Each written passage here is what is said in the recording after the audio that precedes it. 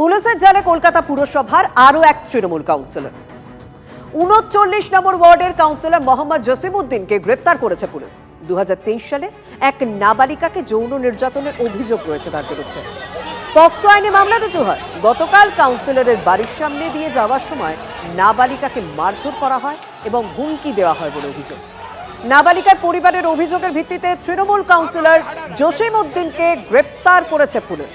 গ্রেপ্তারের আগে ৫ ঘন্টা কাউন্সিলরের বাড়ির বাইরে ছিল পুলিশ।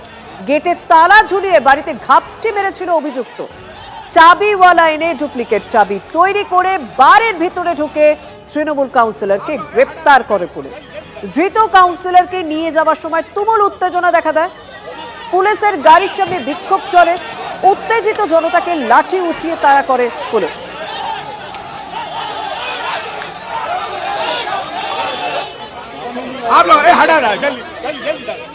অবশেষে ৫ ঘন্টা পরে আটক হলো ৩৯ নম্বর ওয়ার্ডের কাউন্সিলর জসিমউদ্দিন। আমরা এই মুহূর্তে তার বাড়ির সামনে রয়েছি। পুলিশ কিন্তু এখনও মোতায়েন রয়েছে। গতকালকের এক নাবালিকাকে মারধরের অভিযোগে কিন্তু তাকে আটক করলো পুলিশ। যেমনটা সূত্র মারফত জানা যাচ্ছে ২০২৩ সালে এই নাবালিকাই তার বিরুদ্ধে পক্সো একটা মামলা করেছিল এবং সেই মামলা তুলে নেওয়ার জন্য এই নাবালিকার উপর অত্যাচার, হুমকি, তাকে মারধর করা হয়। পরিবার সূত্র থেকে জানা যাচ্ছে তাকে হসপিটালে ভর্তি করা হয় এবং সেই কেসেই কিন্তু আজকে জোড়াসাঁকো থানার পুলিশ সকালবেলায় চলে আসে কলেজ স্ট্রিটের এই জসিমউদ্দিনের বাড়িতে এবং ৫ ঘন্টা পুলিশকে অপেক্ষা করতে হয়, কারণ জসিমউদ্দিন কিন্তু বাড়ির তালা কোনো রকমভাবে খুলছিল না।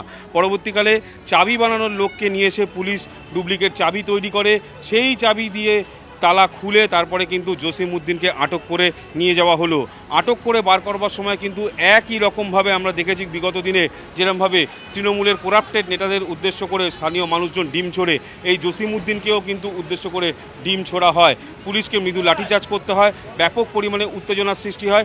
ইতিমধ্যে কিন্তু এই ঘটনায় জসিমউদ্দিনকে আটক করে জোড়াসাঁকো থানায় পুলিশ নিয়ে গেছে এবং যেটা জানা যাচ্ছে তাকে জিজ্ঞাসাবাদ করা হবে এবং যে নাবালিকা অভিযোগ করছে তাকে মারধর করা হয়েছিল সেই বিষয়ে কিন্তু তাকে আটক করে জিজ্ঞাসাবাদ করবে পুলিশ। ক্যামেরায় মাখনের সঙ্গে সৌভিক সরকার, টিভি9 বাংলা। परसों हो क्या रहा है कि बेड़ी जब उधर से आता है, कॉलेज से आ रहा है या मार्केट से आ रहा है, तो अफसर अली छोटू जो है वो बार बार उसको टोन दे रहा है, बार बार उसको अवाया देता है कि बोलता है कि तुम केस उठा लो, नहीं उठाओगी तो अच्छा बात नहीं होगा।